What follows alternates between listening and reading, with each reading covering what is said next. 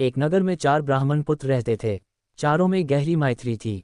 चारों ही निर्धन थे। निर्धनता को दूर करने के लिए चारों चिंतित थे। उन्होंने अनुभव कर लिया था कि अपने बंधु बांधवों में धनहीन जीवन व्यतीत करने की अपेक्षा शेर हाथियों से भरे कटीले जंगल में रहना अच्छा है। निर्धन व्यक्ति को सब अनादर की दृष्टि से देखते हैं, बंधु बांधव भी उससे किनारा कर लेते हैं, अपने ही पुत्र पौत्र भी उससे मुख मोड़ लेते हैं, पत्नी भी उससे विरक्त हो जाती है। मनुष्यलोक में धन के बिना न यश संभव है न सुख। धन हो तो काय भी वीर हो जाता है, कुरूप भी सुरूप कहलाता है और मूर्ख भी पंडित बन जाता है। ये सोचकर उन्होंने धन कमाने के लिए किसी दूसरे देश को जाने का निश्चय किया। अपने बंधु बांधवों को छोड़ा, अपनी जन्मभूमि से विदा ली और विदेश यात्रा के लिए चल पड़े। चलते चलते क्षिप्रा नदी के तट पर पहुंचे।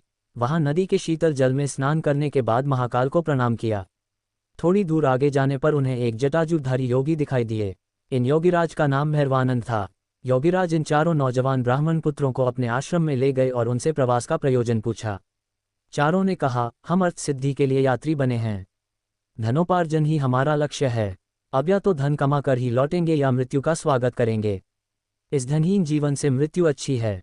योगीराज ने उनके निश्चय की परीक्षा के लिए जब ये कहा कि धनवान बनना तो दैव के अधीन है, तब उन्होंने उत्तर दिया, ये सच है कि भाग्य ही पुरुष को धनी बनाता है, किंतु साहसिक पुरुष भी अवसर का लाभ उठाकर अपने भाग्य को बदल लेते हैं। पुरुष का पौरुष कभी कभी दैव से भी अधिक बलवान हो जाता है। इसलिए आप हमें भाग्य का नाम लेकर निरुत्साहित न करें। हमने अब धनोपार्जन का प्रण पूरा करके ही लौटने का निश्चय किया है। आप अनेक सिद्धियों को जानते हैं। आप चाहें तो हमें सहायता दे सकते हैं, हमारा पथ प्रदर्शन कर सकते हैं। योगी होने के कारण आपके पास महती शक्तियां हैं। हमारा निश्चय भी महान है। महान ही महान की सहायता कर सकता है। भैरवानंद को उनकी दृढ़ता देखकर प्रसन्नता हुई। प्रसन्न होकर धन कमाने का एक रास्ता बतलाते हुए उन्होंने कहा, तुम हाथों में दीपक लेकर हिमालय पर्वत की ओर जाओ। वहां जाते जाते जब तुम्हारे हाथ का दीपक नीचे गिर पड़े तो ठहर जाओ। जिस स्थान पर दीपक गिरे उसे खोदो, वहीं तुम्हें धन मिलेगा। धन लेकर वापस चले आओ। चारों युवक हाथों में दीपक लेकर चल पड़े। कुछ दूर जाने के बाद उनमें से एक के हाथ का दीपक भूमि पर गिर पड़ा। उस भूमि को खोदने पर उन्हें ताम्रमयी भूमि मिली। वह तांबे की खान थी। उसने कहा, यहाँ जितना चाहो तांबा ले लो। अन्य युवक बोले, मूर्ख, तांबे से दरिद्रता दूर नहीं होगी। हम आगे बढ़ेंगे, आगे इससे अधिक मूल्य की वस्तु मिलेगी। उसने कहा, तुम आगे जाओ, मैं तो यहीं रहूंगा। ये कहकर उसने यथेष्ट तांबा लिया और घर लौट आया। शेष तीनों मित्र आगे बढ़े। कुछ दूर आगे जाने के बाद उनमें से एक के हाथ का दीपक जमीन पर गिर पड़ा। उसने जमीन खोदी तो चांदी की खान पाए। प्रसन्न होकर वह बोला, यहाँ जितनी चाहो चांदी ले लो, आगे मत जाओ। शेष 2 मित्र बोले, पीछे तांबे की खान मिली थी, यहाँ चांदी की खान मिली है, निश्चय ही आगे सोने की खान मिलेगी, इसलिए हम तो आगे ही बढ़ेंगे। ये कहकर दोनों मित्र आगे बढ़ गए। उन 2 में से एक के हाथ से फिर दीपक गिर गया।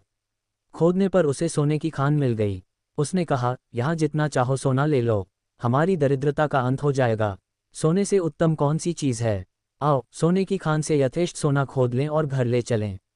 उसके मित्र ने उत्तर दिया, मूर्ख, पहले तांबा मिला था, फिर चांदी मिली, अब सोना मिला है, निश्चय ही आगे रत्नों की खान होगी। सोने की खान छोड़ दे और आगे चल। किंतु वह न माना। उसने कहा, मैं तो सोना लेकर ही घर चला जाऊंगा, तूने आगे जाना है तो जा। अब वह चौथा युवक एकाकी आगे बढ़ा। रास्ता बड़ा विकट था, कांटों से उसका पैर छलनी हो गया। बर्फीले रास्तों पर चलते चलते शरीर जीर्ण शीर्ण हो गया, किंतु वह आगे ही आगे बढ़ता गया। बहुत दूर जाने के बाद उसे एक मनुष्य मिला, जिसका सारा शरीर खून से लथपथ था और जिसके मस्तक पर चक्र घूम रहा था। उसके पास जाकर चौथा युवक बोला, तुम कौन हो? तुम्हारे मस्तक पर चक्र क्यों घूम रहा है? यहाँ कहीं जलाशय है तो बतलाओ, मुझे प्यास लगी है। ये कहते ही उसके मस्तक का चक्र उतरकर ब्राह्मण युवक के मस्तक पर लग गया। युवक के आश्चर्य की सीमा न रही। उसने कष्ट से कराहते हुए पूछा, यह क्या हुआ? ये चक्र तुम्हारे मस्तक से छूटकर मेरे मस्तक पर क्यों लग गया? अजनबी मनुष्य ने उत्तर दिया, मेरे मस्तक पर भी यह इसी तरह अचानक लग गया था। अब ये तुम्हारे मस्तक से तभी उतरेगा जब कोई व्यक्ति धन के लोभ में घूमता हुआ यहाँ तक पहुँचेगा और तुमसे बात करेगा। युवक ने पूछा, ये कब होगा? अजनबी, अब कौन राजा राज्य कर रहा है? युवक, वीना वत्सराज। अजनबी, मुझे काल का ज्ञान नहीं। मैं राजा राम के राज्य में दरिद्र हुआ था और सिद्धि का दीपक लेकर यहाँ तक पहुँचा था। मैंने भी एक और मनुष्य से यही प्रश्न किए थे जो तुमने मुझसे किए हैं। युवक, किंतु इतने समय में तुम्हें भोजन व जल कैसे मिलता रहा? अजनबी, ये चक्र धन के अति लोभी पुरुषों के लिए बना है। इस चक्र के मस्तक पर लगने के बाद मनुष्य को भूख, प्यास, नींद, जरा, मरण आदि नहीं सताते। केवल चक्र घूमने का कष्ट ही सताता रहता है। वह व्यक्ति अनंत काल तक कष्ट भोगता है। ये कहकर वह चला गया, और वह अति लोभी ब्राह्मण युवक कष्ट भोगने के लिए वहीं रह गया। सीख: लालच बुरी बला है।